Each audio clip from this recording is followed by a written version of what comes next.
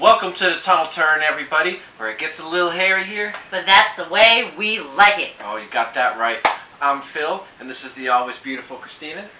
We're here for your NASCAR fix, baby.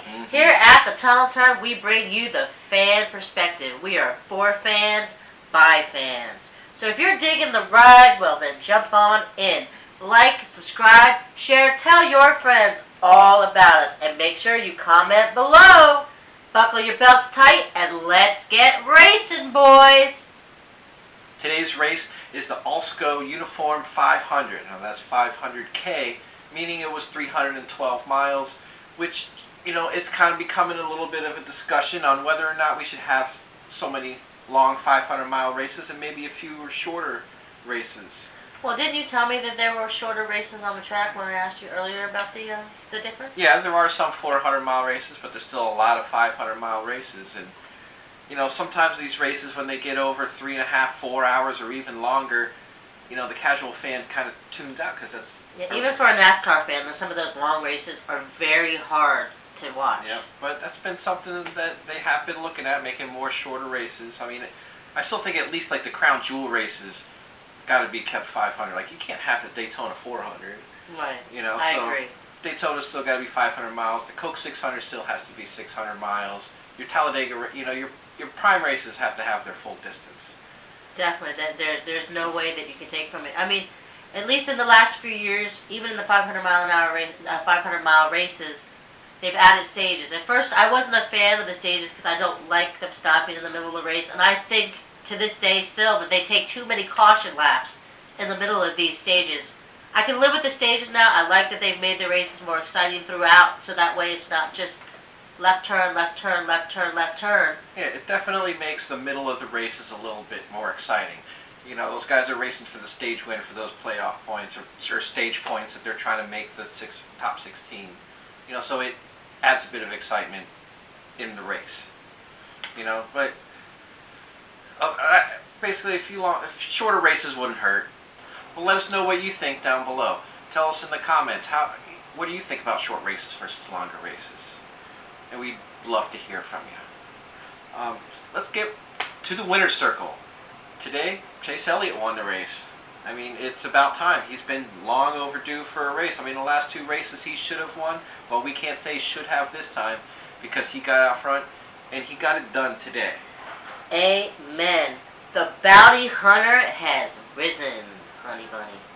I love this nickname. All I can think of is Awesome Bill and the Bounty Hunter. I love second generation drivers. Always give second generation drivers love. Tell me, do you think the Bounty Hunter nickname can stick? I hope it sticks because it's the coolest nickname I have ever heard. It definitely sounds good. So let's talk about Chase Elliott's journey in today's race. He started 19th because he finished second, and he was clearly fast right from the beginning because at the end of the first stage, he was already in the top 10 in 9th. And in the second stage, he went ahead and pit. He went back to 14th because he took 4 tires, but those 4 tires paid off this time because by the end of the second stage, he was in 4th. Definitely. Give it up to Alan Gustafson this time, making all the right calls to get his driver out to number 1 and keeping him there. He just sailed away with the end of the race. Oh, yeah. Took that victory flag. Oh, yes, he did. I mean, early in the stage 3, you know, maybe it was a bad set of tires, I don't know. He just didn't look like he had the speed. But then after they pit on Timmy Hill's spin, he was clearly flying. He went right up behind. The whole race, other than that one segment, the whole race, he was flying. Oh, he yeah, was he was passing fast. cars like they were standing still, ladies Oh, and yeah, gentlemen. he was fast. But I liked when at 25 laps to go, when they were working on saving their fuel, Gustafson gave him the green light, and he just hit it, and he just smoked Harvick. And it also seemed about the same time Harvick had his problems when he started drifting back, because his car was only set up for short runs. And it was a shame for Harvick, but the only long run was the last run, running the last 64 laps under green. Definitely get used to him in victory lane because Chase will be there. Yeah, the rest of the field, they need to be worried about Chase Elliott because Amen. Because he just looks fast. He looks fast, and I don't see what's going to stop him. Well, if you agree with us, please Put it down in the comments. Tell us what you think. Do you think Chase winning the race was the most awesomest thing you've ever saw like we do? Or do you not? Tell us what you think. Do you think he made all the right calls, all the right moves? We want to know in the comments below. So now that we got the winner, how about the ace of the race? We usually give this guy a hard time here. Deservingly. Yeah, because he normally, he causes a lot of wrecks. We normally call him Ricky Wreckhouse.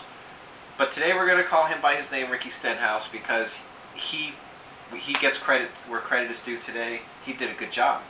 I did not get the memo. When did somebody not tell me that Ricky Stenhouse was showing up to Charlotte last night? Holy moly! This kid pulled a sweet-ass pass on Jimmy friggin' Johnson, man. I was like, who is that? Who put him in the car? Yeah, he was looking good all day. He kept working his way up there, and he ends up in fourth, not off of a pit call or anything like that. He raced his way up there. I agree.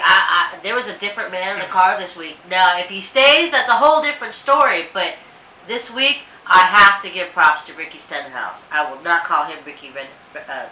Ricky Wreckhouse tonight. He has earned the right to be called by his name because that was top 5. Yeah, he did. Who the heck is this guy? Yeah, he did a very impressive job. So we will gladly give him the ace of the race today because he deserved it. Once again, Ricky Wreckhouse fans, comment below. Prove me wrong. Tell me he does better in other races. Show me other races, because you know, honey, I don't believe it. Right. Well, I only believe it when I see it with my eyes, and I haven't seen it with my eyes except for last night, and I will give him props for last night. Yep, so he scores his second top 5 of the season. I also got to give a shout out to Austin Dillon in the black number 3 car. It's nice seeing that car up there, and he did a pretty good job this week, where he has been struggling lately. Yeah, it was good to see him up there. Okay, so that covers our ace of the race, and now how about the bonehead of the race? Who do we have as the bonehead of the race? Well, do you want my real bonehead, or do you want my objective bonehead? Lay him on me. Give them both. Well, I'll give you my objective bonehead right off the bat. Alex Bowman, right off the bat. This kid has the potential to win races. He's won a race this year. He's got the most stage points in the last week, all of them coming from Charlotte. One mistake is all it takes. One mistake, he hits the wall. He's out. Yep, he must have missed his mark in the turn or something, and maybe carrying a little bit too much speed. But then it was coming out of 4, the wall just came out and slapped him, and he had to go in the pits. He loses 2 laps, and he finishes 31st. He can't recover. His day is over. Right, just like I said, just one mistake is all it takes. So who's your other bonehead? Well, you're going to hear this a lot because I think this guy's a bonehead from day one. Maybe I'm a little biased, but just deal with it. Clint Bowyer. Let me start by saying, please, Mr. Tony Stewart, make your car great again. Kick that man out your ride. Please. Yep, there are much better drivers that can get in that car next year. 2 facts exiting. Twice. Once at the beginning of the race, once at the end of the race. Yeah, he finished top 16. I will give him that. But come on, this is a top 10 car. You are in Tony Stewart's ride. At 16th, it just isn't good. It's just not acceptable to make that mistake twice. No, sir, ladies and gentlemen, okay? We have Harvick winning championships. Stewart is giving good rides to people. Please don't waste his rides with mediocre races. And let me say one other thing. If you're going to send me hate, comment below, bring me your hate. I don't care. This man needs to get out of this car. I don't care if he's Mr. Joker. I don't care if he's Mr. Jester. You like him? You think he's funny? Then put him in the comment booth. Make him a pit reporter. Make him do Michael Waltrip's pit walk. I don't care. Put a driver that's going to win races. Make your car great again, Mr. Stewart. Yep. And also other guys that had a disappointing day. Kevin Harvick. We talked a little bit about it, but he had a car good for short runs, and one time there's a long run at the end, and he it got really bad because he almost ended his top 10 streak. He barely finished 10th. Barely. But he does finish 10th, so at least he keeps his 13 race top 10 streak going, which I gotta admit is a bit impressive. You know, and then finally we also have Kyle Busch's little incident with Eric Almirola when they went 4 wide and Almirola cut his rear tire. 4 wide. The insanity of it. And nobody, not one car was given. No, at all. Not one of them. They were all trying to hold on to their spot. The only one that gave was Kyle Busch when his tire went down. Exactly, and he just dropped like a rock. Yeah, but give him credit for keeping that car straight at least. Definitely. You know, but he lost 2 laps. He did get 1 lap back, but he still only finished 29th. It's really just, disappointing day for Kyle Busch. It's just not good, but you know, that's racing. It is what it is. And what was it that Kyle Busch said? Sometimes when you're in the tree? Sometimes when you're the squirrel, you get the nut, or it's the nuts get at you. When you play with the squirrels, sometimes you get hit by a nut. Or nutted on. I mean, that's funny.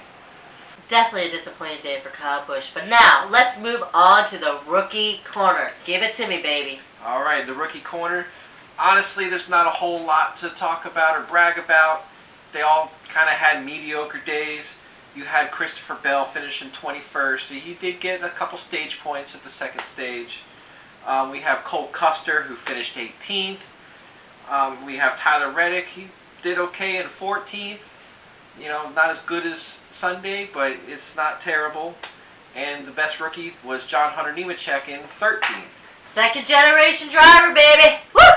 Yep, and he got himself a couple stage points as well in the second stage. All right, so let's take a look at the point standings, shall we? On top is still Kevin Harvick, even though the number has gotten smaller. Next you have Joey Logano, who is second. Chase Elliott moves up a spot to third, knocking Alex Bowman down a spot. Brad Keselowski holding on in fifth. Ryan Blaney moves up a spot, overtaking Truex Jr. Denny Hamlin holds on to his 8th place spot. Almirola moves up 1 spot to get into 9th place in the points. And Kurt Busch moves up 2 spots to get to 11th. While Kurt Busch is in 10th. Matt Benedetto is in 11th. Kyle Busch loses 3 spots to drop down to 12th in points. This is definitely not a Kyle Busch looking type of year. No, but Kyle Busch is still Kyle Busch. You still have faith that he can get things turned around. Playoff points, though, Joey Logano has now taken sole possession of first place with that stage win that he got today. Bowman also, at least he did get a stage win, so he's sitting in 3rd. And Chase Elliott, with his win, gives him 8 points, puts him 4th. And Kevin Harvick, even though he's 1st in the points, when it comes to playoff points, he's 5th. You know, so he's got to get some W's in there, whether it's stage or wins. He's got to get them. I don't know. They need to call up the crew chief or call up somebody. Call up his mama, because they need to figure out what's going on with that car and get it together, because he needs some wins in the W column. Yes, he does. Let's take a look at who's on the bubble. Eric Jones, 13th. Clint Bowyer, 14th. Austin Dillon jumps into the mix, jumping up to 15th, has himself in. And Jimmy Johnson is 16th on the bubble.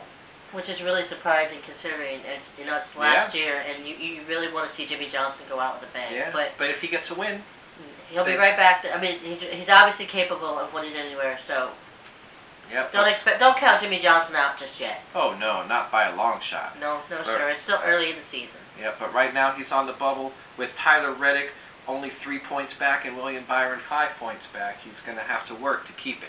This is definitely going to be a really tight points race this year. Oh, always is. Alright, moving on to some news for the video. Next track is Bristol. Yeah. The last great Coliseum. Oh man, always. One of the best races on the circuit. This is the race that made me fall in love with NASCAR. If you have never seen a NASCAR race, this is the race that you want to tune into. Tempers, racing, short track, everything that you want to see in a race will be in this race. So anyways, let's bring up the weekend schedule. It is Bristol birthday weekend, ladies and gentlemen. The drinks will be flowing, the mouth will be going, and Lord knows, oh Lord, baby Jesus, please make me be careful about what come out my mouth. Anyway, the Food City 500 is normally the Bristol race, but this time they're calling it the Supermarket Heroes 500. It is Sunday, May 31st. It starts at 3:30 Eastern Time. If you want to watch the pre-race, that starts at 2:30, ladies and gentlemen. Well, anyway, thank you for joining us at the Tunnel Turn today. If you've enjoyed our video, please, please, please, please like, subscribe, and share. Tell your friends about us. And remember, it only gets weirder every time you show up. Oh, yes. Well, until next time, thanks for passing through the Tunnel Turn, and have a good day. Bye.